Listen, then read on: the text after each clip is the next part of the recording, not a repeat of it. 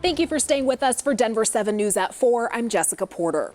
We begin this half hour with a dramatic increase in phone calls to a Denver domestic violence center. In the past few months, the number of phone calls to the Rose Andom Center have doubled. The center wants to let people know, despite the pandemic, they are still very much open and willing to help. Denver 7's Liz Gilardi has one woman's story. It's no way to live. When you look at photos of Cece Dunn, you see joy. Her personality shines through. She isn't the same person who walked into the Rose Andom Center 3 years ago. It's a very painful journey. But again, that day, that was it for me. I was like, if I live through this, not again. Cece was in an abusive marriage for 10 years. She says it escalated. Then one day her husband pinned her down and took a hammer to her head. The initial charge was attempted murder. He just kept saying, I'm going to kill you.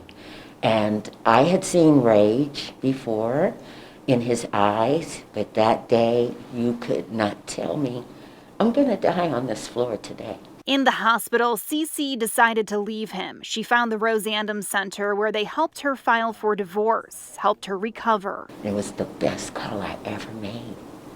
The best. During the COVID-19 pandemic, more phone calls are coming in. The Rose Andom Center is fielding 400 calls a month. It's a number that's more than doubled. Staff members and volunteers are also seeing a shift in the need. Instead of legal services, clients need help with housing. So it can mean anything from helping someone to pay some back owed rent, or moving into a new place and needing a security deposit.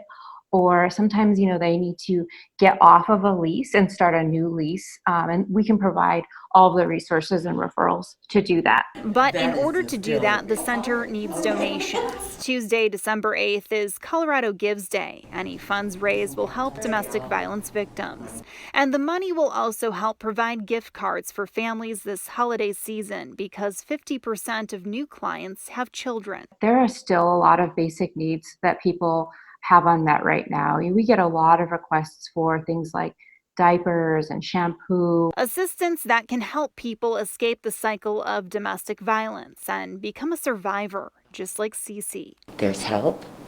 There's hope. Liz Gilardi, Denver 7.